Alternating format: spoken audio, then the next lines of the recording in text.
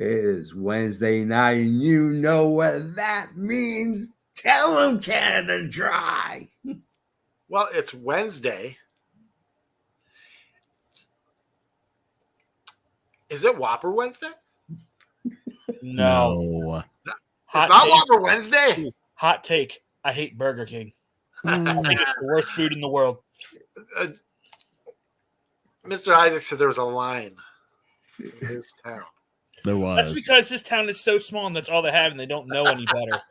It's Wednesday and it's time to talk Dynamite After Dark. We shall hit it.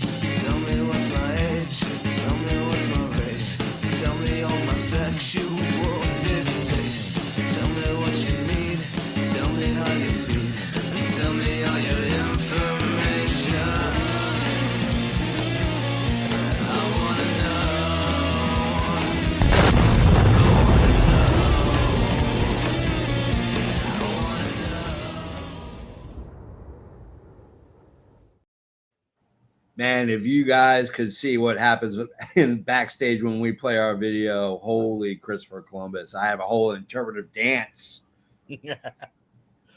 Lights, camera, JFB. Woo. Are you done? Yeah. Is that it? Is that it? Yeah. No, keep my supper warm? No, Nah. Yeah. Jazz hands. I'm, of course, the patron saint of professional wrestling.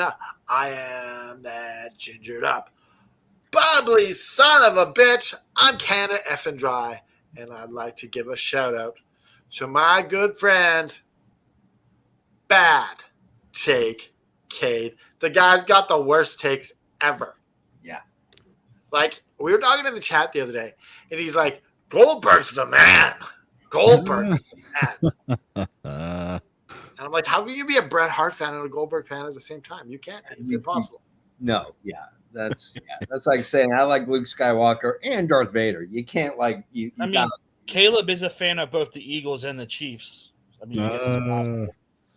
I think that boy is just confused. He thinks he's the third Kelsey, is what it is. He's like, Cheese Nation.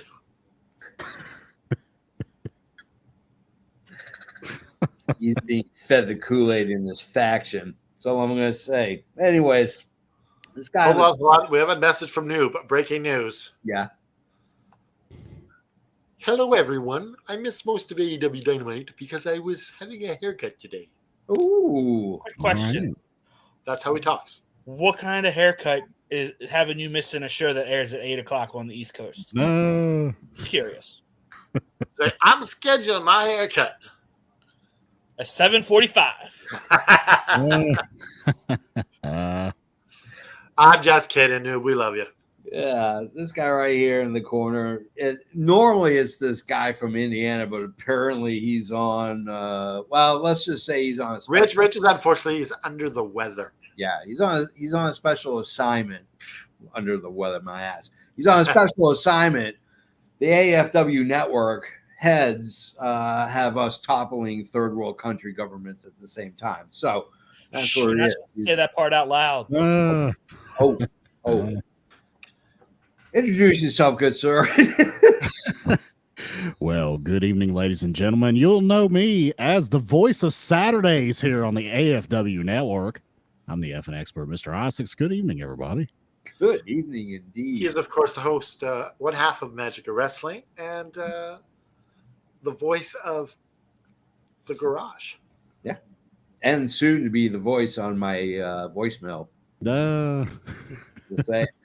This gentleman below me, holy Christopher Columbus. I mean, hey, there's Evil, and then there's Evil VP. We got EVP Joe. How you doing, brother? I'm doing fantastic. How are we doing tonight? Oh, we're doing absolutely fantastic. We got to quickly interrupt because we got Trey J Styles live from AEW Dynamite.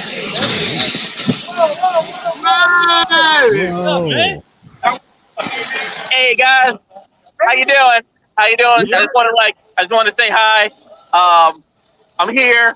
I'm here like a David Rampage right now. Oh my God, a lot of crazy stuff is about to go down. Oh my God, I almost didn't come to this show. What? I'm here with my brother. Hey, what's This is awesome. Our first live show. Oh, it's the Briscoe! The Briscoe! Oh, and Orange Cassidy and Kyle O'Reilly. It is jumping here. I know you guys are in the middle of something. Oh my God. Kyle O'Reilly is wrestling. Kyle O'Reilly and Orange Cassidy are wrestling twice in the same night. This is Jericho levels of awesome. Oh, thank you so much for calling in, Trey. Oh my God. Woo! What you guys up to? We always do the after show for AEW Dynamite. You know how it is. This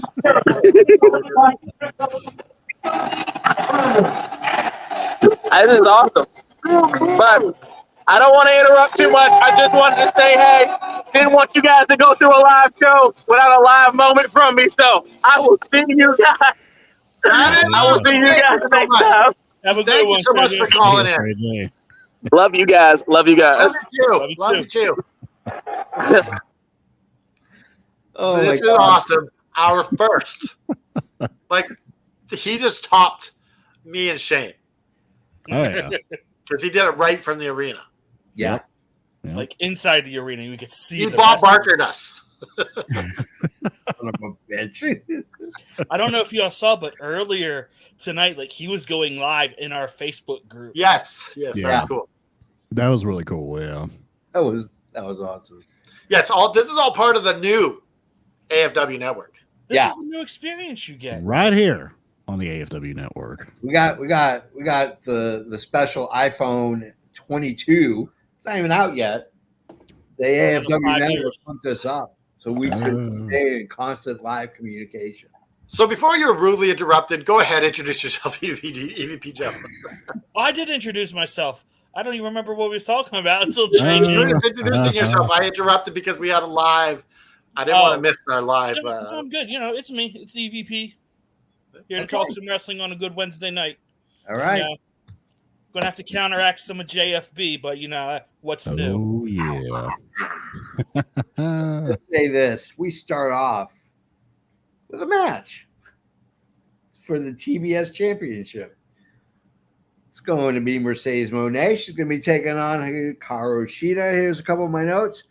You know, I mean, they're building Camille to be a badass. It's unfortunate that everybody will see why she no longer wrestles in the NWA, because when she has to wrestle a legitimate wrestler, she is going to look like a fool. Well, unless that wrestler is so good, we'll make her look good. Yeah, I don't think they have someone on the level of Markova there, though. I don't think they do, but hey, I digress. Anyway, I feel like Sheeta's lost a step. I don't know what it is. This doesn't look like a crisp Sheeta. This looks like a phoning it in Sheeta. And something to me that I feel like she's just lost a step. Yeah, I mean, not a super strong start to the show. I mean, I thought this felt a little misplaced. You want to start with a real bang. I felt like this was kind of like a pop. Canada Dry, what did you think of the first one? Well, first off, I want to say screw you to TSN or Network in Canada. They mislabeled as at another show, so I thought they weren't airing AEW Dynamite tonight.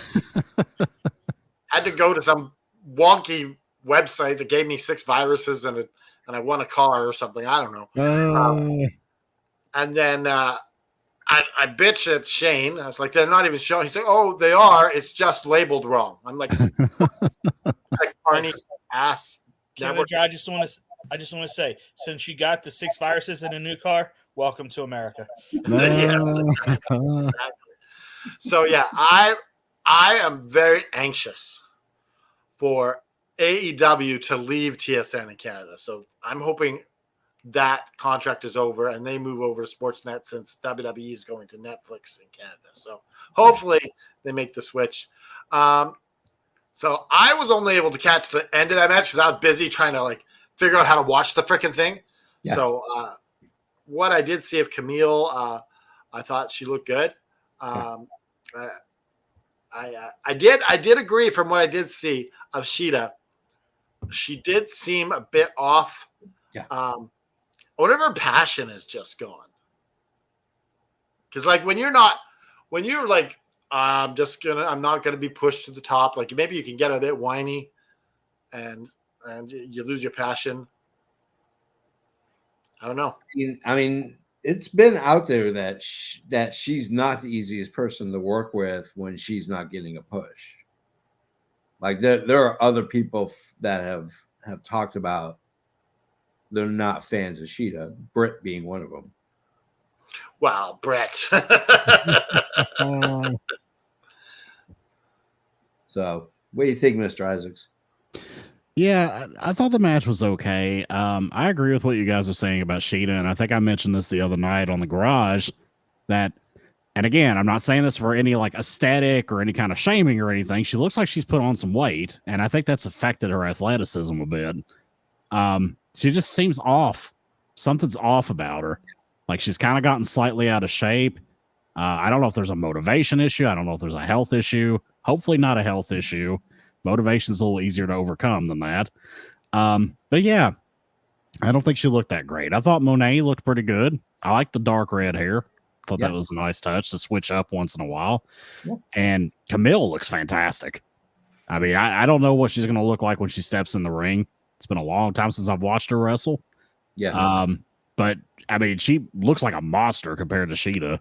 Yeah. So I mean, this was okay for what it was. Yeah. Yeah. I also want to add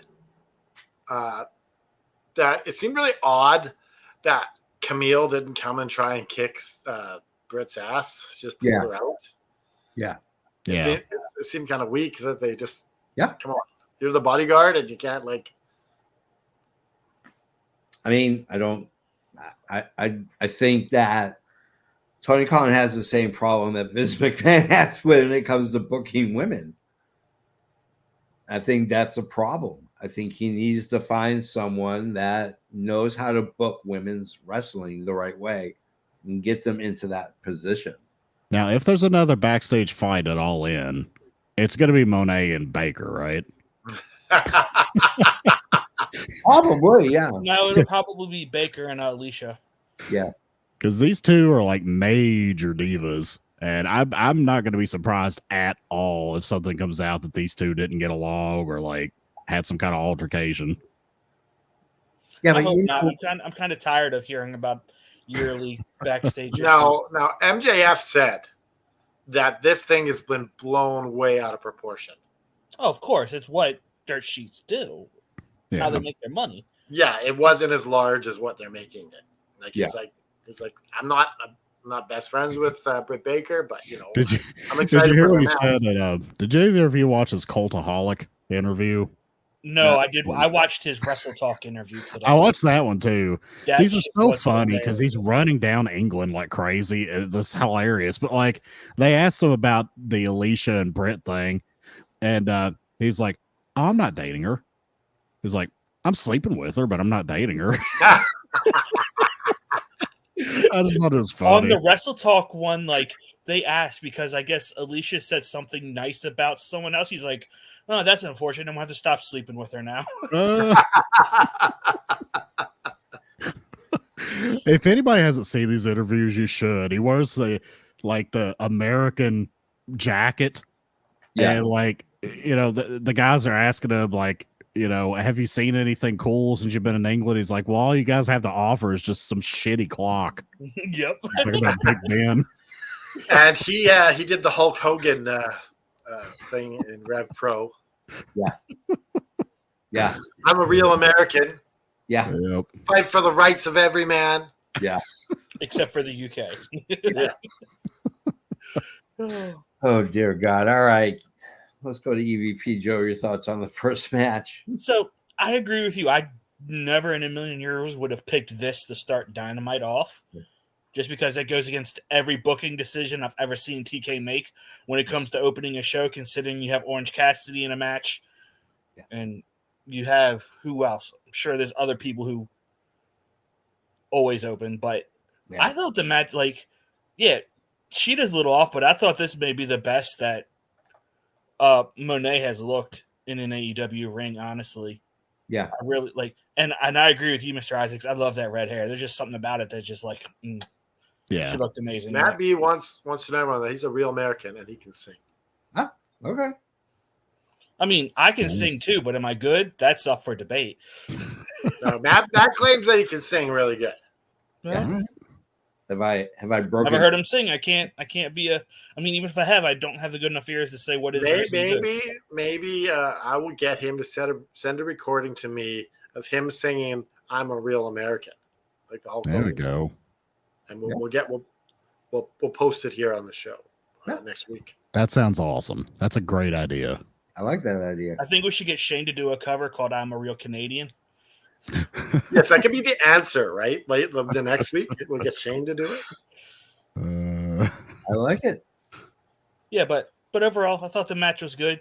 I really am interested to see what Camille does because, like you said, she's freaking imposing just standing there. Like she's so massive, it's ridiculous. Well, I think also you guys are shitting on putting this match first, but you got to forget can't forget that how much TK is paying Mercedes Moné. Oh yeah, I mean that's So putting her first. He's betting a lot on her. So putting her first. but the fact that they keep having her come out first should. Yeah, you're obsessed with this old school way of thinking. And Monet. You're obsessed with this, Jeffy. You won't let it go. I mean, she's just not that good. Okay, wrong answers only. What does EVP's shirt stand for? So it's SFMF. There is a very right answer, and every You Marine can tell us knows after. I know what it is, okay? It's San Francisco motherfuckers. Nope. Close. JFB, what does it stand for? I mean, it's just a simple fucker, motherfucker. Semper Fi. I was close. What was it? It's Semper Fi, which is Semper Fidelis, which is the motto of the Marine Corps. It means always faithful. I like Jeremy's better. Hey, We're the San Francisco motherfuckers. That should be the name of the football team, not the San 49ers. Francisco. You're San Francisco right. This is the motherfuckers. Niners colors. Yeah. Red and Yeah, I gold. know. The San Francisco motherfuckers take the field. Man, those motherfuckers. I would be a fan of them instantly. I would buy all their merch. Who you got this Sunday, guys, in the Cardinals versus the motherfuckers? I got the motherfuckers. Could you imagine John Madden commentating that? And here we have the motherfuckers. Okay, we gotta cut it. We're not gonna be able to add this thing because we're close to getting that $100 check. Oh, hey. All right, let's. We need like 40 cents here. So we need the advertising money. We're going down here for the children at least. I tell you, the motherfuckers have got to get work on getting in the end zone. They motherfucking can't do anything today. It would definitely give a new meaning to the motherfuckers right up the middle. Tony Romo. Oh my God. Those motherfuckers. Canada Dry, who's your home baseball team? The motherfuckers. The Vancouver motherfuckers. I mean, everybody knows it. That's the answer for all sports, just the motherfuckers. Who's your favorite team? The motherfuckers. Okay. Oh, this has to be a shirt. The San Francisco motherfuckers. For helping you design it.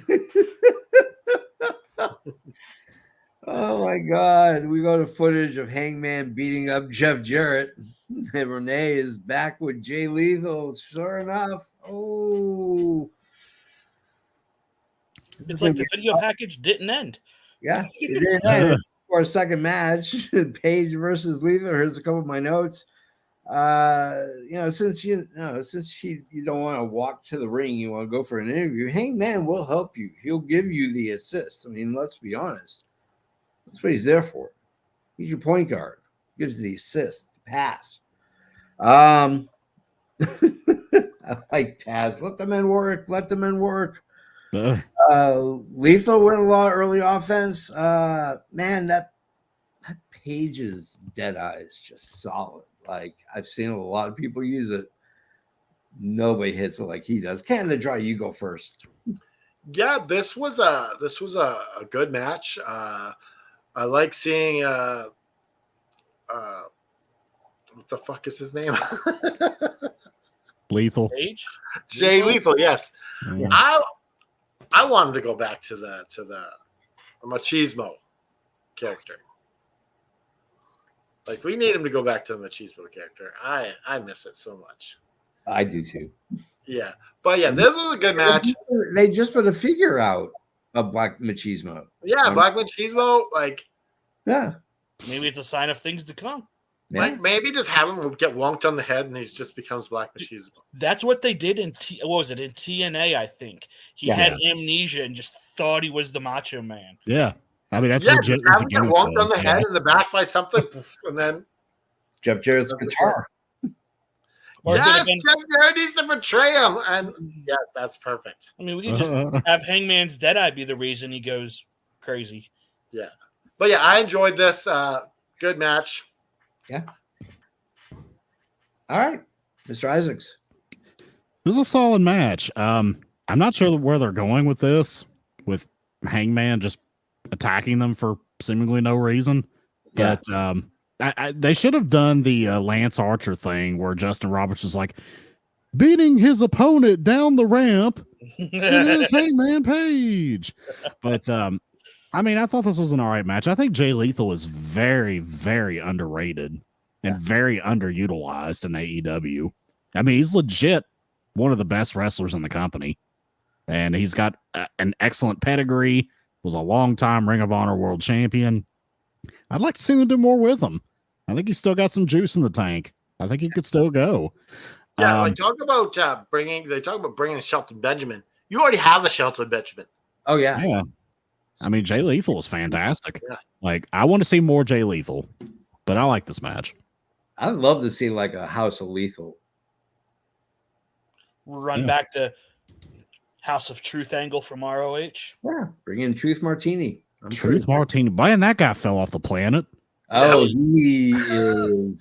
he's got quite the checkered past. Was he Me Too'd? Not allowed in Canada. Oh, okay. I didn't realize. I didn't know if he was if he'd been Me Too'd or what, but I know he vanished. He dropped off the planet. Oh, this was before Me Too, but yeah, he was all over Me Too as well. They're like, oh, remember Truth Martini? Blah, blah, blah, blah, blah. Well, he did some of those martinis and he gave it to some women. He showed them the excerpts of the Book of Truth. Yeah. Isn't that what he always used to carry around, the Book of Truth? Carried a book called the Book of Truth. Yep. Yeah. Absolutely. Joe. Okay, so I loved the presentation of the start of this match. Having a little interview backstage and just seamlessly flows into the match. And like, this was basically a glorified squish match if you look at it. Yeah. I mean, there was 5 dies, and then it was just basically Hangman say, okay, I've had enough of this die. Yeah. And for your question, Mr. Isaacs, this has to be leading to a match between Page and Jarrett at All In. I would assume, yeah. Yeah. So I would just want him to like explain why. Why are you attacking them? Yeah. Yeah, this definitely seems like filler for Hangman. I mean, because the way he sees it, these guys are in between him and the world title. That's how, like, he's just so mad and obsessed with the world title, he just can't see clearly. Well, not even the world title. Swerve Strickland himself. Yeah, but here's the thing: if you're gonna give Hangman Page the rub to eventually go after the world championship, why not put him in the casino gauntlet match? I mean, maybe they do that too. Because then he can wait until Wrestle Dream, cost I know Danielson the match, so Swerve gets the belt, and then goes after Swerve because that's what he wants the entire time. That's an interesting take. Instead of costing Swerve the belt. Yeah.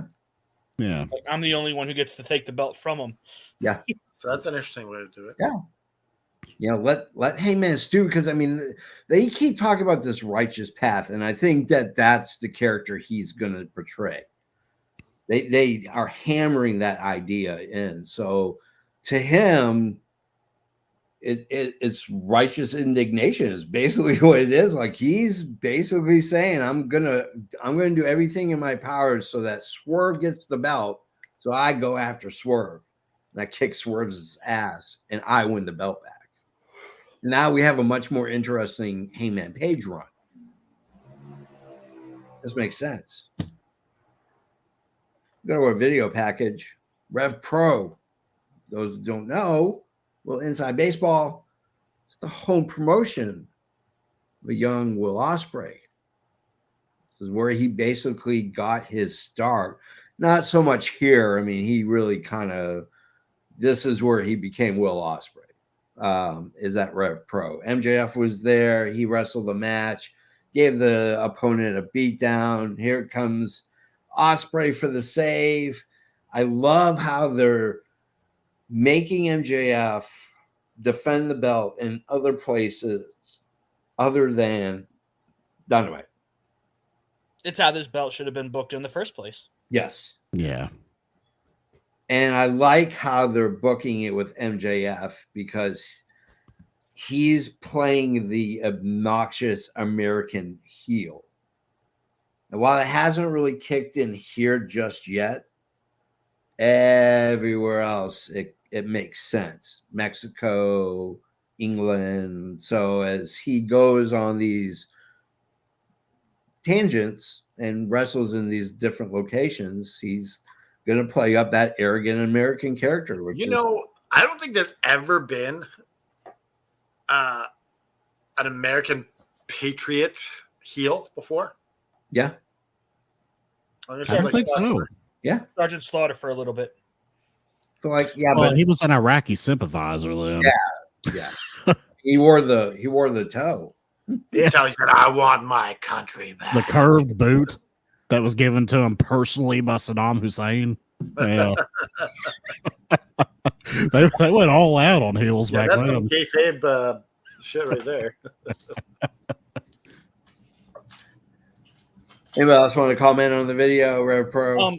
Just real quick. So the MJF fought Michael Oku, who is the Rev Pro British Heavyweight Champion.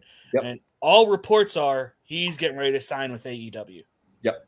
Him and his fiance, I don't remember her name, but there was the lady that was in the ring with him. Yeah. And if you want to hear some hilariousness, once again, go watch the Wrestle Talk interview with MJF, where he's talking about this match and everything else, and he just gaslights the shit out of Wrestle Talk. He's like, I was the hero, and I was the one who was trying to save her. I had to do that to her to save her life. he's like, and then when Will came out, he ran away like a scared little dog. Yeah. It's so MJF is so great at doing this heel gimmick and just doing interviews. He said his hour-long match was only 1 minute and 16 seconds. He's like, yeah, I beat Michael. Or it was funny. He's like, called Obu. He's like, I beat Michael Obu in 3 minutes. Yeah. So we go to a Pac promo. Pac cuts a promo. Thank God he's cutting the promo, because between All In and All Out is 2 weeks. You can't really build a convincing storyline to continue into the next $49.99 pay-per-view you're going to pay All Out in 2 weeks. So they're building it up now. We know most likely it's going to be MJF. No way in hell. It's Will Ospreay versus Pac. At All Out? Yeah. Will Ospreay's not losing in Wembley Stadium. I'll tell you what. When we do our pre-show, the friendly bet is going to be great between you two. Oh, we're gonna get some. We're gonna have some chicken wings and. I mean, I get it. I get where you're coming from. I don't disagree with it at all. But I think what you guys have to do is you have to wager a brand new, authentic San Francisco motherfuckers football jersey. Oh, I like San that. Francisco motherfuckers. It's gonna be a pain in the ass trying to find somebody to sew that jersey. It's willing to use the Make word a shirt that looks like a jersey. Just say San Francisco. It could be I done. guess you could have like the fake swearing, like put the. Yeah. I have no problem with that. We'll find a way to make it work. Yeah, you just need to put the number. Will they make would it be 69? Be the guy's number? Yeah. You know, that's right. I was just thinking the exact same thing. So anyways, Pac cuts a promo. He wants to start at MJF. Accuses Ospreay of conspiring to prevent Pac from Wembley. We'll do it All Out. Yeah, I mean, basically just the shenanigans that we were expecting. Anybody want to chime in with their opinion about the Pac promo? Yeah, I think we kind of covered it. Yeah. It's just nice to hear from him. Yeah. I mean, I like they finally made it make sense. Yeah. It sucks that the were a Lucha bit late Bros on are this. leaving and screwing him out of a match at All In. Maybe they'll throw him in the gauntlet match or something. Yeah. So we'll go to a video package. Rampage and recap Darby's promo against Jack Perry. And Darby starts walking to the ring for match number 3 and is viciously attacked by a guy wearing a mask. Turns out to be Jack Perry. Oh my God, who would have suspected that it was Jack Perry? I didn't know. I was like, whoa, Jack Perry, what is he doing here? Anyway.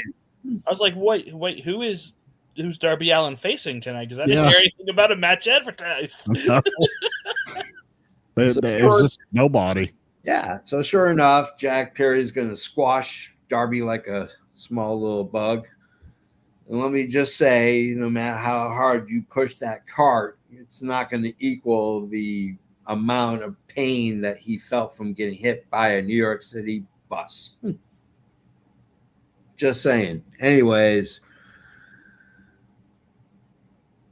we get it. It's official. We get a coffin match for the TNT belt at All In. Canada Dry, your thoughts on this segment? Yeah, I thought this was a great segment. You had Darby Allin talking shit about Jack Perry. Yeah. You're a privileged boy. You don't understand what it means to do the grind. You don't understand. You're just chosen by the Young Bucks. You lived in luxury your whole life. And then you think Darby's coming out for a match, and all of a sudden that was an incredible knee by Jack Perry. Yeah. And I loved this segment. It captivated me. And to think that after the garage door slammed on, that he was going to run him over with that cart. Yeah. I was like, how are they going to do this? Darby Allin's crazy. Is he going to allow this? Yeah. I enjoyed this segment immensely. Yeah. How about you, Mr. Isaacs? Yeah, I thought it was a really good segment. I thought it did a lot to promote their match and build the feud up. I thought it was interesting that Darby mentioned in his video package that he said the Jungle Boy should have been fired for the shenanigans he calls last year at All In. I don't know if you guys caught that or not, but that was interesting to hear him say that. I wouldn't have. I really wouldn't have put that in this package. It was interesting. It was an interesting decision to say the least. But yeah, I thought this was really good, and this is what this needs. They need to have a violent, bloody match at All In, and I hope that's what it is, and I think that's what it is. Now, JP, we've all picked wrestlers here to have like big futures. Yeah, What would you be interested in taking Darby Allin as your guy? I would be. Okay, yeah, Darby Allin's your guy now.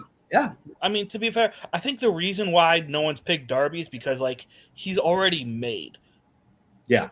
He's been around for a while now. Yeah. But like he's like, I mean, if I can pick Jack Perry, he can pick Darby. I don't think he's hit his peak. No, I don't think so either. I think No, that's over on the mountain. He hasn't got to climb yet. Yeah. No.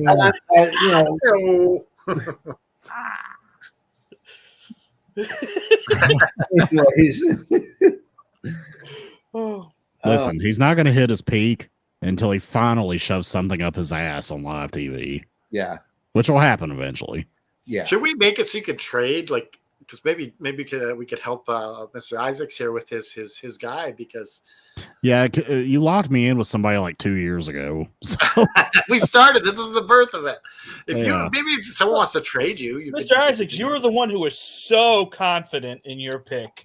I mean, we pick I like still think he'll end up being a bigger star than Jungle Boy. Yeah. Hey, don't call him Jungle Boy. stand by it. I do. Perry. And you know what? Krusty the Clown's his uncle. Yeah. His Wikipedia page says that Krusty the Clown is his uncle. Because his dad was in an episode of Simpsons. Because he has the sideshow Bob hair, is what it is. No, it was sideshow Luke Perry on one episode of The Simpsons.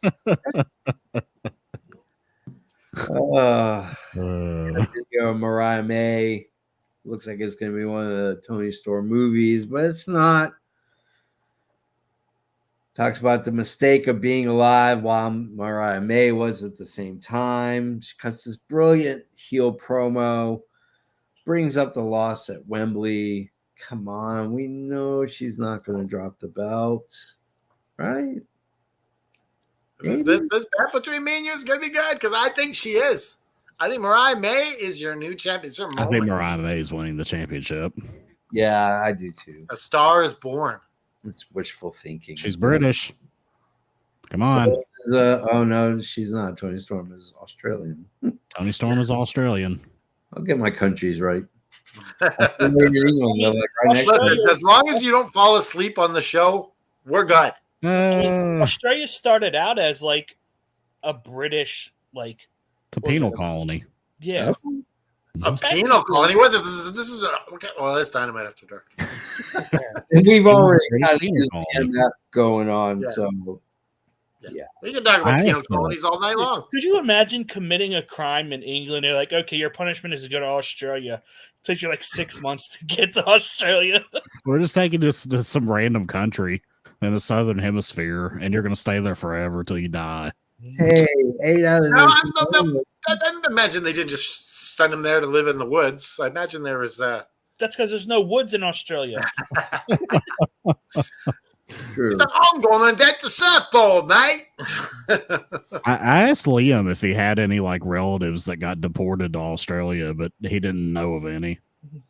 So But he also didn't. He thought Canada Dry was an alcoholic beverage. yeah, he did.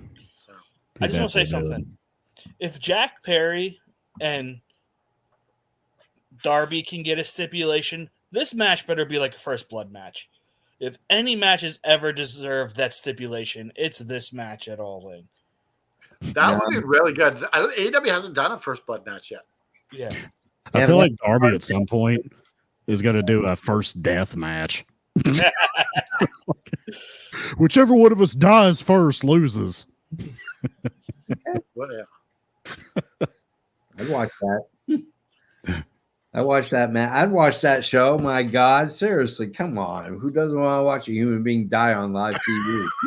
I've been rewatching Dexter, so I got that bloodthirst right now. Did you know that Dexter has got 2 spin-offs coming out? Yeah. Yes. Yeah. It's got the college version, and apparently Dexter didn't die in New Blood. Yeah. So Dexter Resurrection. So he's going to. Speaking of bloodthirsty, I've been rewatching Vikings on Netflix. Mm. Just talk about just gore and violence everywhere. Wasn't Edge on that? Yeah, I'm in season 3. He shows up season 5. Okay. And he'd like to be referred to as Adam Copeland. Thank you very much. Well, he was Edge on the show. It was when he was Edge. What does it say Edge? It does say Edge in the credits, does it? Yeah, It I'm probably sure says it probably Adam does. Edge Copeland. Oh, it does? Okay. gotta have edge. You gotta build your brand, yo. It's more like WWE wants their slice. It's just Yeah, they're WWE wants their slice of the pie. Yeah, they is all want I do. WWE wanted it in there. He didn't probably. I'd like to just get the credit myself.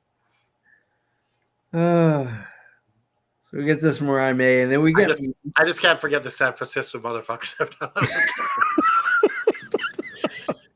I'm just looking at San Francisco motherfuckers. The San Francisco motherfuckers. I know we almost need Sam. We need Samuel Jackson to say it. Oh my god. Anyways, you know what? See if Haney can do like one of those AI things with Samuel Jackson. Ina Shikawa shows up for some reason. I don't know why she's there. I don't even want to talk about it. It made no sense whatsoever. It promoted no story whatsoever. Why she was there. She's caught in the middle. She's caught in the middle. She loves them both. My God, she can kiss my. Her English is getting better though. I'm impressed. Yeah. Anyways, let's talk about Orange Cassidy, Kyle O'Reilly, and Roderick Strong. They all walk into a bar. That bar is the middle of a ring, and they're going to fight each other. 3-way. This is not the Dexter we're talking about, Matty. Yeah. Maybe that was a prequel to Dexter. Maybe or was it him? DD. He used to take a vitamin and watch Dexter's Laboratory all the time. And all I would do is just run and go, DD. What kind of vitamin, JFB? Vitamin A, vitamin B. It's organic. Comes from stuff straight from the ground, a little flavoring, a little gelatin. Bada boom. Next thing you know, Jeff B. Happy. He's sleeping on the Dynamite After Dark. I'm wide awake. That was a classic episode. I know. Definitely. So how's I was like, well, I think I'll just finish the show here while you're sleeping. Oh yeah. Anyways, we get a 3-way. God, it's for the to be number 1 in the casino gauntlet match at All In. You know what? I mean, it did what it needed to do. Orange Cassidy is going to be the winner. There's a little snafu with Kyle O'Reilly and Roderick Strong. So, yeah, you know, it is what it is. It was a decent match. You know, it was good to see 3 talented wrestlers in a 3-way pulling it off, you know, because comic stuff aside, Orange Cassidy is a great wrestler. I mean, this guy's a great tactician. Canada Dry, your thoughts on match number? Yeah, 30? I think this was great for one reason. You got to see Kyle O'Reilly really do his thing, really get the spotlight he deserves. Yeah. I think the main thing about this is Kyle O'Reilly, like, because you had him snapping at the end, just punching the mat. And I think the losses are getting to him. Yeah. He's had great match after great match after great match, but he's always on the short end of the stick. Yeah. And I think it's going to happen. I think he's eventually going to join the kingdom.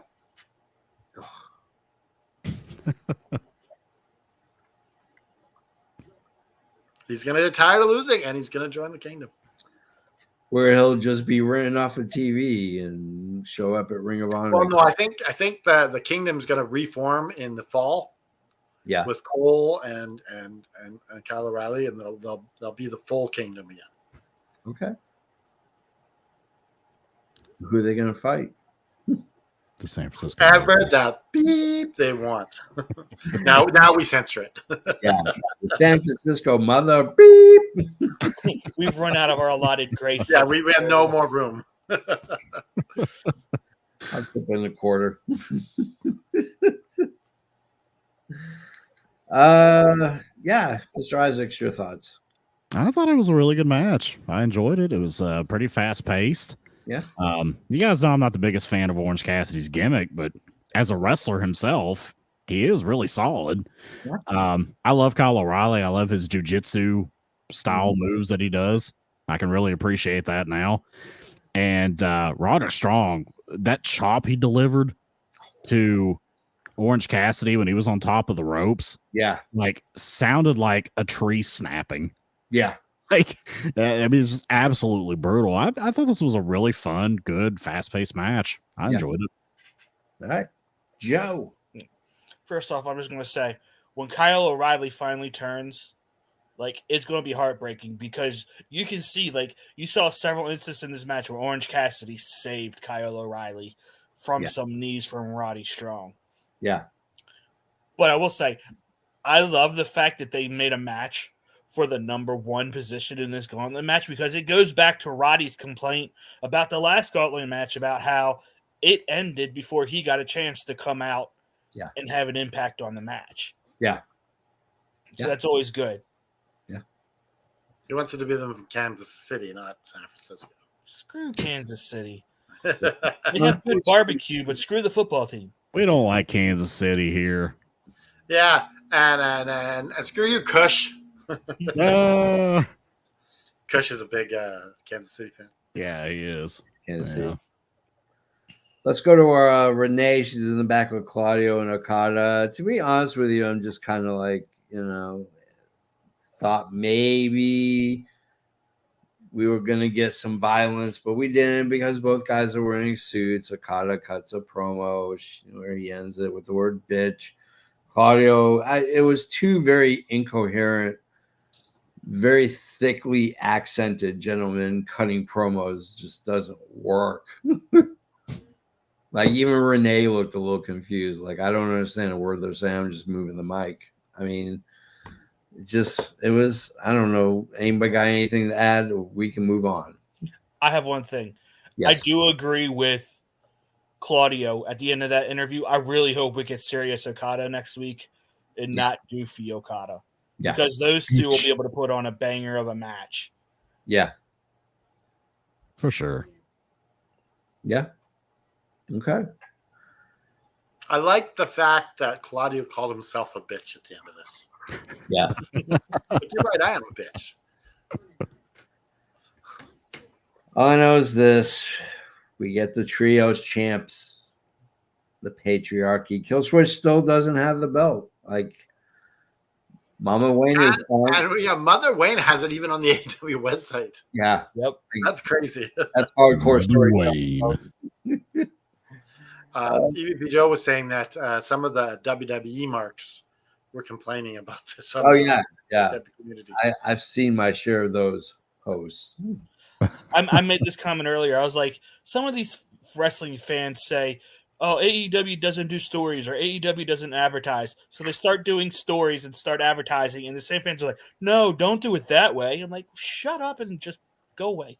Yeah. Either enjoy it or usually they're not even watching the shows because Yeah. Can I just say that the best line I've ever heard uttered in my entire life was when Christian said she's a worse mom than a reporter. I can tell you exactly who he's going to be facing at some point in the near future. The last remaining members of the Blackpool Combat Club who are not going to be crippled by the end of the show. I'm talking. Well, I don't know. There might only be two that aren't crippled going forward. So, Shivani's in the ring. Oh, God. Out comes Hook. With an eye bandage, calls out Jericho. Jericho comes out. Jericho saved this segment. Thank God, Jericho. Oh, that poor Owen Hart fan. I feel sorry for you, brother. I got nothing but Got nothing but love for you, but your football team is a bunch of cheaters and losers. Because I have that many rings, the Patriots do. How many does Kansas City have? Who cares? Anyways, Wait a Jericho, second. Didn't you guys have Deflategate? Wait a second. Wait a second. let me just say this. You think that the Patriots are the only team that are cheating in the NFL? They are not. No, they're just the only ones that get caught. They've just been caught twice. Yeah. They're not good at cheating. You got to be good at cheating. Like Team Canada, women's soccer team, we got caught with a drone spying. And you didn't even win.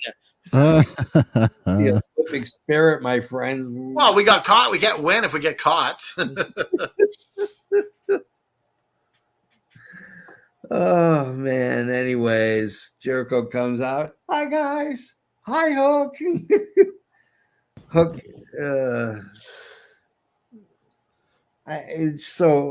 Hooks. I can see out of this eye, my good eye. Well, no freaking duh. You don't have a seeing eye, dog. You don't have bandages over both eyes. You're not saying. Hook should come to the ring with his raven as a wolf. That's just. It's my seeing eye wolf. You should come in with a little 6-pound terrier, white little fluffy terrier, and then a walking stick. Anyways, yeah. So there's going to be a match. If Hook loses, he gets no more shots at the FTW. But next week he's going to get Big Bill. And what are they going to do? They're going to shove Hook right up Taz's ass. Right.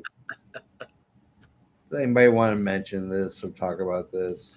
I want to talk about it just because there was a really good line that Hook did. Yeah. He did Jericho's line right back at him.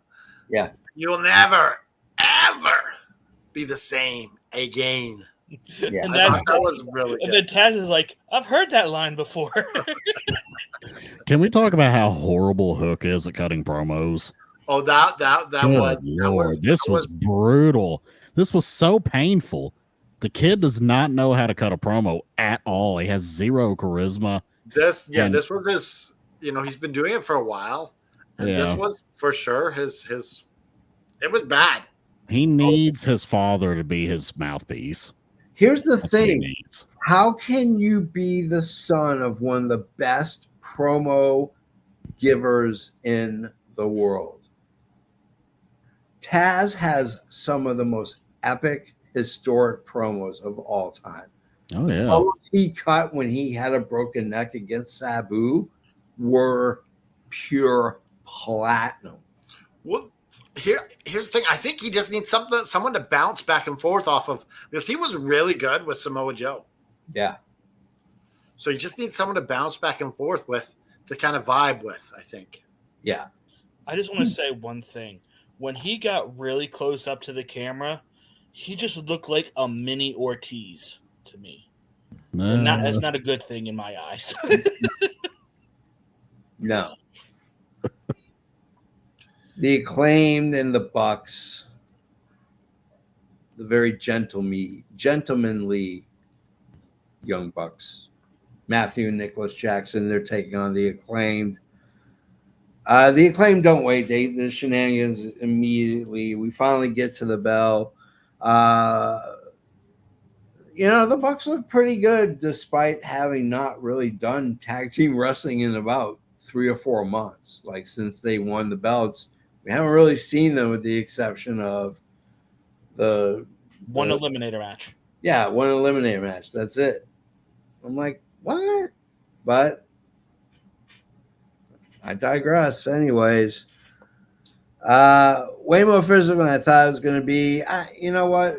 To be honest with you, I'm just over the whole Acclaim thing. I like Bowens, and I wish Bowens would go his own way. I wish Max Caster would go to Ring of Honor or whatever other promotion Tony Khan buys that he can keep a secret. We could maybe just send him to the moon and hang out there for a while. And Send him to catering. Yeah, let him be the star of Maple Leaf Pro Wrestling. You know. Don't punish us fine Canadians. Okay, well, he can wrestle gators in Tampa, I suppose. I guess. He can go be with Conan in AAA. There you go. There we go. I just, it was hard to get into this match because you kind of knew what was going to happen. We get a ref bump. That leads into shenanigans. FTR comes out. Security comes out. Bell is rung. It's a DQ. Young Bucks retain. And for two teams, for two teams that supposedly hate each other, they didn't really go after each other. Like, this should have been violent. It wasn't. It made both teams look weak. Canada Dry, your thoughts? Chip, do you want to say something? Do you want to go first? I can't believe those dastardly, evil, Acclaimed attacked our gracious VPs on their entrance. It is ridiculous. Yeah. Uncalled for. They kind of overdid the entrance attack tonight. Yeah. They did it twice in one show. To the same faction at that. Yeah, right. I think my favorite thing out of this, though, is during the entrance, you have Justin Roberts calling the Young Bucks the most defendingest world tag team champions in AEW. Yeah, I like the little funny things they do in AEW like that. Yeah, that was pretty good. I'm ready for the Acclaim to be away from, like, I can't stand Max Caster. The guy just has this self-inflated ego about himself that he doesn't warrant to have. He's unlikable anymore. Yeah, he's not. I've said it before. His raps suck. Yeah. He's not a good wrestler. I'm just, I think the problem I run into was Billy Gunn was brought in to help them get over. I don't think they need Billy Gunn anymore. I don't think that he's not doing any service to them. Yeah, and they're not going after trios belts. They're going after tag belts. You don't need them anymore. Bring them back to the back. Make them. The big mistake was having Bullet Club be the heels at the end of that Bang Bang Scissor Gang group. I agree. And now Bullet Club aren't even heels. They're de facto tweeners now. Yeah. So, and now you got the Acclaimed turning heel late. Yeah. And I'm willing to step on a limb here and say that the Young Bucks are going to interfere on Collision. There's not going to be a winner. I agree. I think this is probably what's going to happen. I think we're going to get a three-way at Wembley. Absolutely. Yep. Exactly. Which, to be honest with you, I mean, I'm not opposed to it. Because it would be one of Joe's favorite matches. It's going to be nothing but uncoordinated shenanigans left and right. I mean, that's just. But what would be better than that is that if you have FTR and Acclaim opening this show. Yeah. To fight the Young Bucks later in the show. That would be better. Yeah. I mean, you could do that. I don't know. You're going to do the Brett and Lex, who's going to face Yoko thing. Yeah. Okay. Anybody else want to add anything? And you could have the Young Bucks dressing up like Yoko. No. They got someone with they got Okada dressing up like Mr. Fuji with the salt. Oh my god, that would be hilarious as shit. I would love to see that. Oh my god. We get a Matt B says, "I'll have whatever JFV is smoking." Now, Matt, he informed us that he just took a vitamin. Okay? Yeah. Yes. I believe it was a Flintstone vitamin, if I remember correctly. Might have some turmeric in it, something like that. I mean, it's just phosphorus. It's just good stuff, right? Question though: the Flintstone vitamin, was it the chalk one or the gummy? No, the chalk one. Classic, old school. Yeah. Okay, so when I was a youth pastor, this reminds me of the story. There was a kid who was trying to talk me into giving him $5 to eat a piece of chalk. Ugh. And I was like, no, I'm not going to pay you to eat chalk. You could. He's like, I don't care. I'm doing it. He takes a big old bite. I'm like, no. He's like, This kid also ran down the street after we had these Slurpees that we had this competition that we filled up 2 buckets of Slurpees. And at the end, he ran down the street with the bucket on his head. The Slurpee just pouring down. Sounds like a good kid. Yeah. Good kid. Okay. I think he's a serial killer now.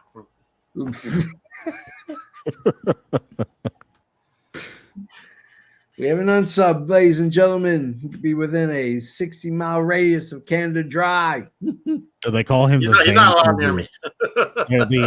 He's the Vancouver victimizer. Is that his name? Well, he's from Calgary. I live there, so I had to get a far away from there afterwards because The the Stampede. whole other province. The Stampede Stabber. Yes, there we go. I like it. I'm coming up with all kinds of slogans tonight, guys. Oh, this would be a great I think it'd be a great wrestling name, the Stampede Stabber. The Stampede Stabber. Yeah. I like it. Or the Stampede Slasher. That would work too. Stampede what? The Stampede Slasher would work as well. Yeah. I like it. I'll put it in my book. And he slashes people with a hockey stick at the end. 2 minutes for slashing, and then he whacks them. That's a good movie. So we get a Danielson video promo to Green Day's Time of Your Life. I'm going to share a personal story. I was at Bryan Danielson's last match at Ring of Honor. Wow. And it's very infrequent that I cry at a wrestling event. I was bawling like a little girl. Like I was just gushing. Because I realized 2 things. I realized that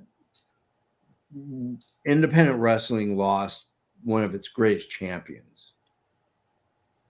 And no matter what WWE did or was going to do at that time and what they've done with him since, does not do him any service or any justice. What he did at Dragon's Gate, what he did at Ring of Honor, it was amazing. I just was crying my eyes out as he just stood in. He didn't go to the corners. He didn't climb the turnbuckles. He stood in the middle of the ring and bowed.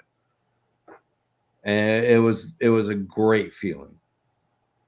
It was a really great feeling to have him recognize this is my present, WWE is my future. So, Canada Dry, your thoughts on? Yeah, this is a hell of a promo. I love this. Like, it's too bad we couldn't get the WWE stuff in there because there were some great WWE moments. Yeah. And yeah. It's a shame that we didn't get he had to kind of skip 10 years of his career, 12 years of his career. Yeah. But yeah, that was a great promo. Yeah. And possibly a good mindfuck. Yeah. To make us think that he's losing it all in. Yeah, absolutely. Mr. Isaacs. Yeah, I absolutely love this promo. I love that Green Day song anyways. That came out when I was like a freshman, I think a sophomore in high school when that came out. It's just a great song. It was all over the radio back then. Definitely can be a tearjerker. Yeah. And this was a hell of a package. And like it had footage in there even from Wrestling Road Diaries, which was a movie, a documentary he made with Colt Cabana. Yep. Where they're just basically poor and like sleeping on floors of high school gyms. Yeah. And stuff wrestling. So it was just kind of amazing to see his early start and then up to like present day. Obviously sans the WWE stuff, but yeah, I mean, this was a terrific package. I loved it. Yeah. Joe. I love this package. Like, it had me kind of teary-eyed just thinking about the fact that it's possible in 11 days we won't ever see Bryan Danielson wrestle again. Yeah. And I know you guys said they didn't have a lot of or no WWE stuff, but honestly, they have probably the best line he's ever said in a promo. Yes. Where you fight for your dreams and your dreams will fight for you. Yeah. That was. I was wondering about that as they said that. Just like that was his. That was when he had his comeback. I wonder if he had to say it again. Just I so would him- imagine He so. did. He had to say it again. But like just saying that, like I get goosebumps on my legs. Like just knowing what this man has gone through to give us what he loves and what we love to watch him do. Yeah. Like I don't have any other words. Like I just don't know how to thank him enough. Yeah. As well as most of all these other wrestlers who've given everything they have for us.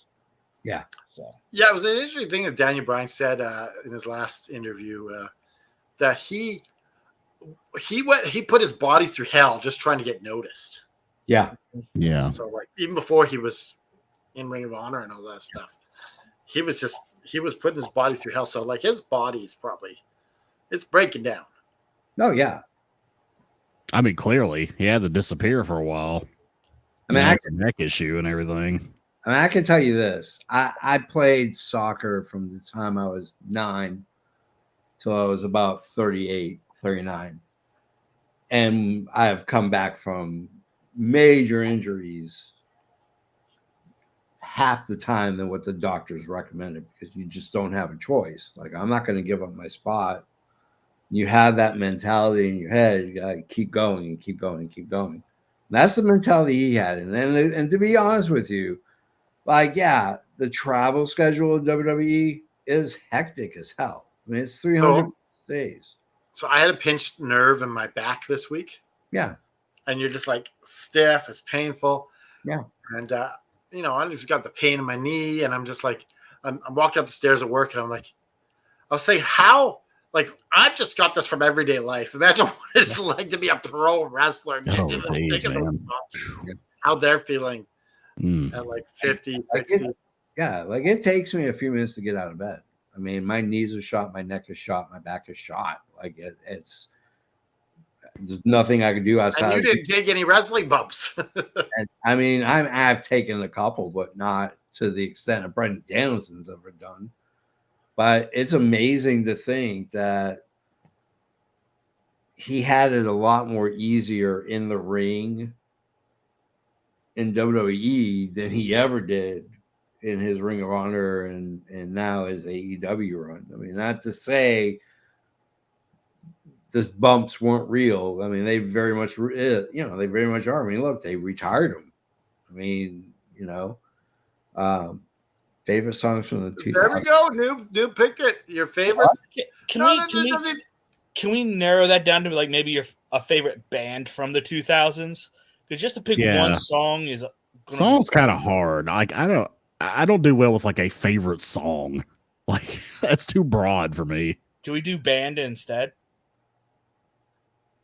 Band or artist? I have a song. I have a pick. So you can pick a song or you can pick band / artist. Yeah, you can do either one. Okay. All right. I like it. Let's go to our main event. It's Wheeler Yuta. Swerve Strickland, the champ. Bryan Danielson's in the crowd. And Bryan Danielson today looks like a 90s Gen X guy. The plaid shirt open, a white tee, his hair in a bun or a ponytail or whatever, little facial hair. He reminds me of the guy that you see on a city street that says, "Hey, I'm a musician. I have a set tonight at the coffee shop. I'd love for you to come in, have a cup of Joe, and listen to my set." It's about 6 songs. Now, what's his best song, JFB? Yes. Triple yes. All right. I'll say this. We can talk about. I don't want to dissect the match. I want to just talk about. I want to hit the points. And the big one was Wheeler Yuta looked like a gazillion freaking dollars.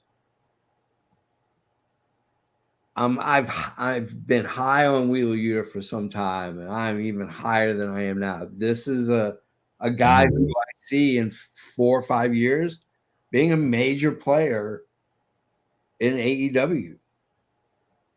I just see it. This guy has a gift. And being with Moxley and being with Danielson has helped him a million times over. That's all I'm going to say. I like Swerve as a heel, a vicious heel. And nothing against Swerve's early run with the belt and being the tweener.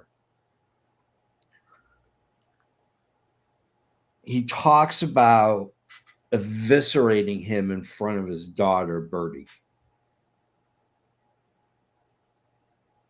Crippling him. Ending his career involuntarily. You're going to have no choice. I'm going to cripple you. And as Danielson is cradling Wheeler Yuta, who unfortunately lost the match because he couldn't defend himself from the elbows and the punches that Swerve was raining down on him. 3 house calls. Yeah. That was some old-fashioned UFC ground and pound right there. Swerve comes sliding into the ring and gives Danielson a house call. On the neck, where this could have, an inch to the left or to the right, you could have really crippled Bryan Danielson. This guy is not working with a 30% neck at best. Him doing the yes movement slowly. I like Swerve as this iteration of a vicious, dangerous champion. Canada Dry, main event, go for it. Yeah, this match with Wheeler Yuta and Swerve. Yeah. It accented Wheeler Yuta's best qualities. But I disagree with you that Wheeler Yuta is going to be a star. Okay. Because you need other qualities to be a wrestling star. And Swerve and Yuta doesn't have them. Okay. He doesn't have the mic skills. He doesn't have the charisma. Unless you're making him a Dean Malenko. Yep. Even Dean Malenko wasn't that big of a star. True. I don't see as just a good wrestler, he's great. But you need the other intangibles to be a star. The intangibles that Swerve has, like just the oozing, the charisma, just like everything about Swerve screams he's a star. And they can only hold him down for so long before he just breaks through. Like, I loved everything about this. The beat down of Yuta to just everything. The heel, just Swerve is the absolute best. Yeah. I agree. I mean, it was vicious. I mean, I was thinking, I was like, even if Swerve loses, he's still elevating as a star. Oh yeah, like this is he's still climbing the ladder. Yep, absolutely. Not as quickly as if he retired Danielson, but I agree. I'm Mr. Isaacs. Yeah, this was great. This was excellent storytelling here. This was Apollo Creed getting killed by Ivan Drago while Rocky Balboa looks up at him wanting revenge. I mean, that's what this was. This was that, and I figured that's what this was going to be. Yeah. I agree with what Canada Dry said. Wheeler Yuta is Dean Malenko. That's exactly who I envision him as. Not saying he's as good as Dean Malenko, because I don't think he is. But he's Dean Malenko. He's a very, very good, solid technical wrestler who's really good in the ring and completely devoid of personality. So I think that's going to hold him back from truly being a star, but he's going to put on some very good matches. I enjoy watching him. I think he's fantastic in the ring. Yeah. And Swerve is just absolutely in his prime. I mean, every move he has looks amazing. He looks amazing.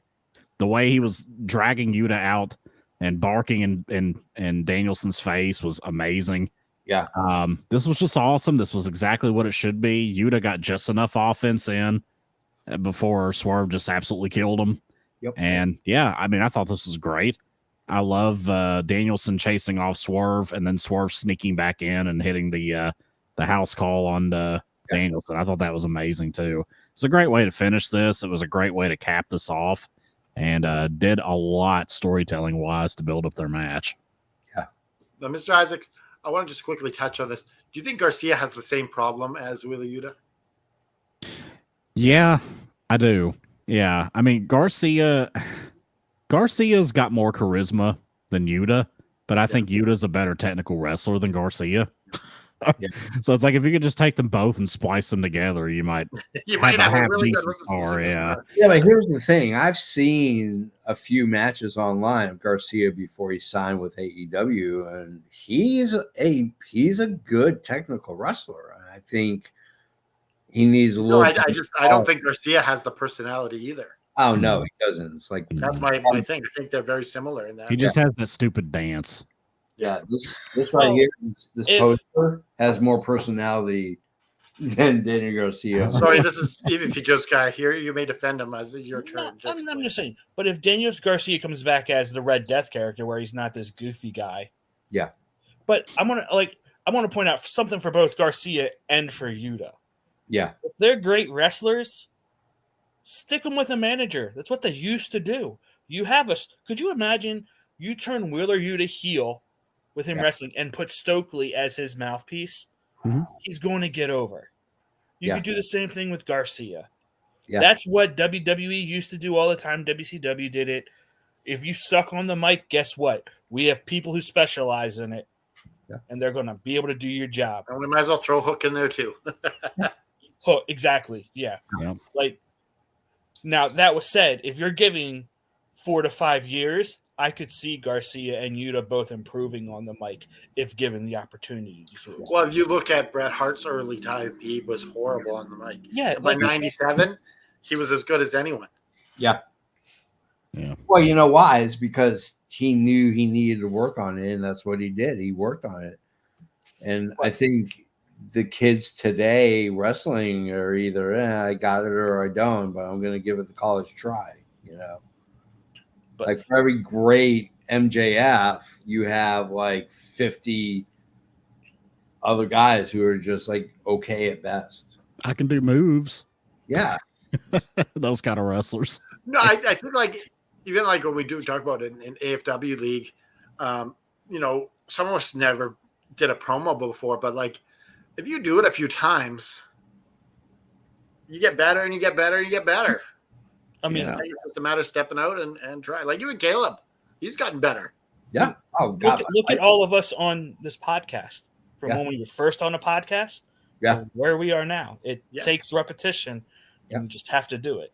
Absolutely. I know me for one, scared shitless when I first started doing these podcasts with you guys. Same.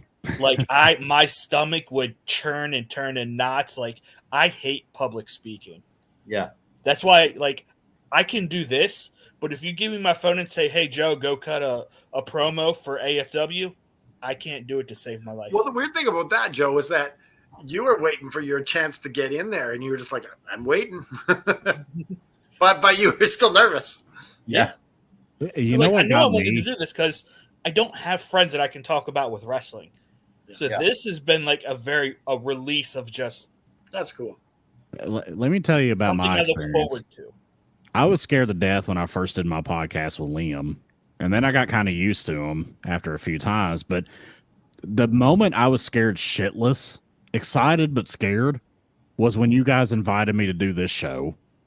And like, it was the first time I ever did it. I wasn't going to have my pal Liam. I didn't really know you guys that well at that point. And I was just like, oh, God, if I screw something up, these guys are going to hate me and they're going to like think I ruined their show. And I'll tell you, like, that's what was going through my head that very first time I did Dynamite After Dark. I'll tell you what, the one thing that I hate and fear the most, and it happened, it was me and Canada Dry on a podcast. And he fucking had technical issues. Oh yeah, some technical it was just like it was just me. It's like I froze. Like I could never do. Like I have a newfound respect for these people who do like solo podcasts. I don't know how they do it because I couldn't do it the same. Yeah, like that. It for the longest time, like I didn't want to interview anyone alone. Like. Yeah. Like my first first time doing interview was with Natalia Markova. I'm like, you know what this is? And I was just like, I'm just going to do it alone. I don't know if JB is available or whatever. It helps that she's someone you have a history with. Yeah. So I'm not like you're getting some wrestler off the street and doing it by yourself. Like this. I'm like, this is my freaking friend. I can talk to my friend. It's like Canada Dry. We have the Beast Mortos, the Fresh Maker, for you to interview one-on-one. No, but I want to say like, we're kind of off the beaten path, but I would say like when you know, like I think you were a guest on one of his shows. What was he doing? The Fan Theory. Yeah. Yeah, and I said, you know what? I really like Jeremy. You should. I should recommend that he make you his co-host. Yeah. And I was like, I liked how you talked. I instantly felt like you had a vibe about you that you know, just like a core. Like I was looking for pillar members is what I was looking for. Right. Okay, can I get my thoughts on this match real quick? Yeah. And you know what? You will never hear me say this ever again. The wrestling in this match didn't matter. Yeah. It's all about the story. Yeah. That's true. That's all. I remember last Wednesday, I said this show needs to end basically with Yuta at the feet of Danielson, bloody as hell. Yeah. And this is as close to what I thought we would get that we got, and it was perfect. Yeah. Like to sit there and just watch Yuta throughout this match, just not give up because he didn't quit. The ref stopped the match because he was so damn loopy he couldn't defend himself. Yeah. Like. But Swerve could have pinned him at any time after those house calls. That was not the point of the story. The story is I'm going to show you, Danielson, what I'm going to do to you via Yuta. Yeah. And he did. He dies. Yeah. But at the same time, like JFB says, this is only going to help to raise the stock down the road of Yuta. If you look at Jarrett's match with Brian versus Swerve's match with Yuta, it's like Brian barely beat Jarrett. Yeah. Yeah. So he's definitely coming from behind if he's going to win this thing. Oh yeah. I mean, but here's the thing. You have to paint Bryan Danielson as the underdog. Like you have to paint him in that light because that's his entire career. He's built that career as being the underdog. Do you know what's nice about this main event? What's that? It's a win-win situation. Yeah. Because you get this cool moment for Danielson. Yeah. And if he loses, you still have this cool moment for Danielson, and you make Swerve into a bigger star. Yep. Absolutely. So it's a win-win main event. Yeah. Let's go to the Which is very, very rare. Oh no, you're right. It's super rare. Let's go to the flower shop. Knock, knock. Who's there? It's the AFW network. Come to pick up our bouquet. Basically, it's just it's a Adrian Adonis shirt. You got to get one of those. ProWrestlingTees.com/Adrian Adonis. So when you're at the flower shop, my God, you got to get your favorite segment, your favorite match, number of bells, and your favorite song. And or band from the 90s or from the 2000s. Let's just say ever. Let's just say ever. Yeah. Oh, Ever. you can't do Jesus. ever. Good You Lord, can't open no, it up to ever now. you need to put it to a specific time. Oh, 2000. okay. 2000s. All right. 2000s. All right, we're gonna start with the effing expert, Mr. Isaacs. So, my match of the night, I'm going to go with Yuta and Swerve. Yeah, And again, it has nothing to do with the wrestling, like EVP Joe said. It was just masterful storytelling. Yep. Thought it was brilliant. Promo of the night or segment of the night. I think I'm going to go with the Darby Allin video package. yeah, I thought that was very good, very well done. yeah. And I just like it. Well, yeah. I guess I could say the video promo for Danielson too, but yeah, that was more of just like a musical package, a compilation. So I guess That I'll was go more with just Darby. TK making us cry that day. Yeah. Bell rating. I'm gonna go 3.75. I thought this was a solid show. And as far as band goes or song, I'm gonna choose band from the 2000s. My favorite band from the 2000s. It's also my favorite band today. Still is Breaking Benjamin. Yeah. That's a good group. Yeah, Good. love those guys. Saw them live last year. Fantastic. Awesome. EVP Joe. All right. So, favorite match, I'm going with the triple threat match with Orange Cassidy and Kyle O'Reilly and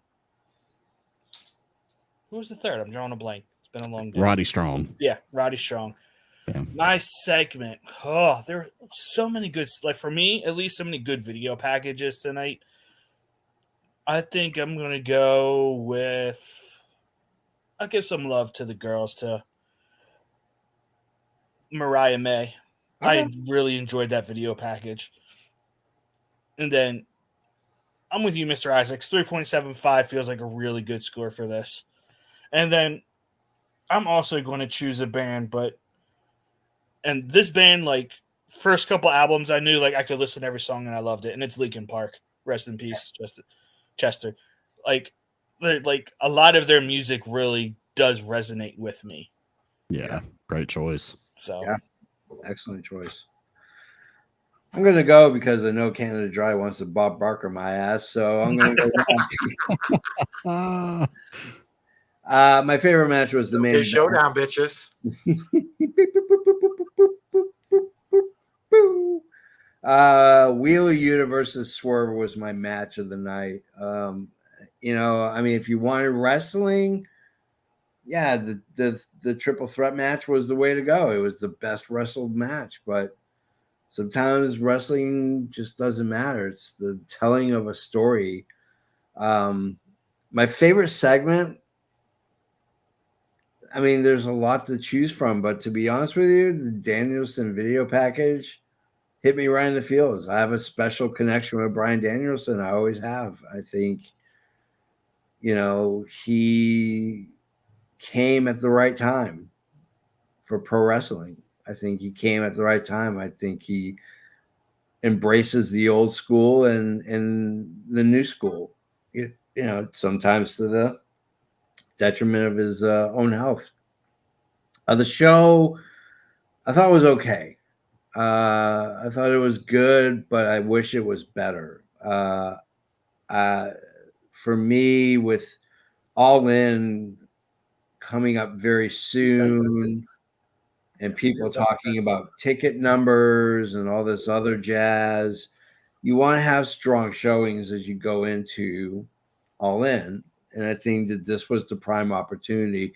I think the main event saved the show. I think it would have been even lower than what I'm giving it, but I'm going to give it a 3.5. Just, it needed more oomph. And I think the crowd at first with the Monet match kind of dictated how that show just kind of started clunky. So Canada Dry. Well, oh wait, I gotta do my favorite song or band? Yeah, my favorite song is going to be "Walk with Me to Hell" from Lamb of God. Ooh, damn good one. I have been a huge metalhead for years, and I felt like metal. Lamb of God, that's brought to you by David Bobby Bubble Bumpers. Bubba Bumpus. Now, if you haven't watched The Righteous Gemstones, you got to watch that show. Yeah, you gotta watch that show because that show is just gold. Canada Dry, you go next, my friend. I guess my flower shop moments brought to you by the new Effin' Wrestling T-shirt. Ooh, yeah, I like it. This is the Red Shield. We won't say what brand it's inspired by, but y'all know. It's inspired by AFW. Okay. Yeah. Yes. Our corporate overlords, we pay homage to you.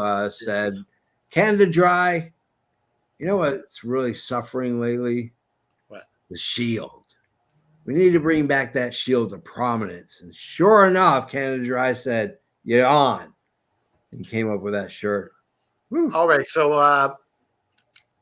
my match tonight is Swerve Strickland and Wheeler Yuta. Yeah.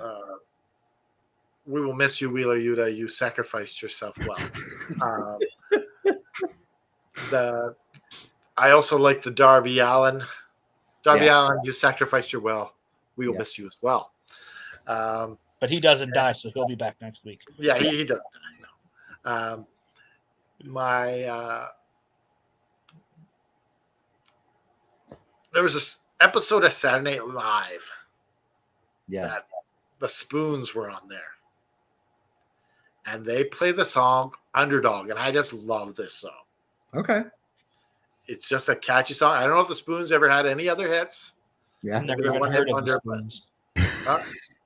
Never heard of them. Yeah, check out Underdog by the Spoons. You'll love this song. I'm not familiar with them either. Yeah, just check out Underdog by the Spoons. Yeah, it was on Saturday Night Live, and I just fell in love with this song. And I'll give this 3.75. Okay. All right. What's a cumulative score, good sir? 3.6875. That's not bad. No.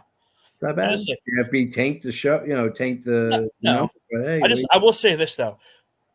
I'm okay with this not being the best. Yeah. Because it seems for the last couple of pay-per-views, this would be the episode that was fantastic, and then next week they just shit the bed or put it on cruise control. So hopefully next week is the final ramp where they really. Yeah, and every show doesn't need to be a home run.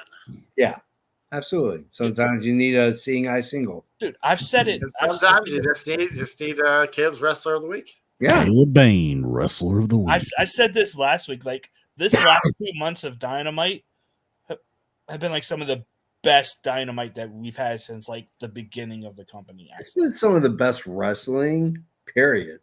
Yeah. I mean, it's amazing what they've been pumping out. Like I watched the SmackDown after SummerSlam. Yeah. Okay, so mainly just for Roman Reigns. Yeah. So I need someone else to give me the Just Keep Fighting speech tonight. Okay. Who's gonna do it? Tired. Dude, it's JFB night. I got up at 6:45 this morning. All right. Well, anyways, here's how you get in contact with us. All the links are down below. You just tippity-tappity-2, boom, sends you right to everything. ProWrestlingTees.com/Effin' Wrestling if you want to get the really awesome Shield shirt. Times are tough, man. I've been down and I've been struggling, and somebody reached out to hand to me, pulled me out of that ground, made me feel loved, made me feel appreciated, made me feel important. She is like one of my biggest cheerleaders, but you know what? Sometimes you don't have that special person to turn to. So who do you turn to? Turn to the JFB, Canada Dry, Joe. Mr. Isaac's will even answer the phone. Just call us. Come find us. We're out there. We're very easy to find. We're here for you. We all got phones. Yeah, and we're going to tell you the exact same thing I'm about to tell you. You just got to keep on fighting. Oh, yeah.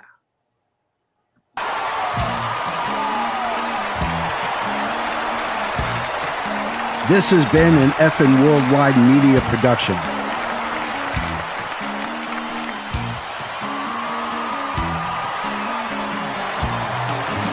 You can find us on all social media platforms.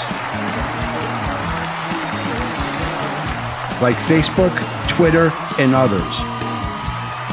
Head over to our YouTube channel at youtube.com/effin wrestling. And while you're there, click like and subscribe.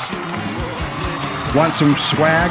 Head to our store at prowrestlingtees.com/effin wrestling. You can find all these links and much more at our awesome website, effinwrestling.com. As the JFB always says, you can book it.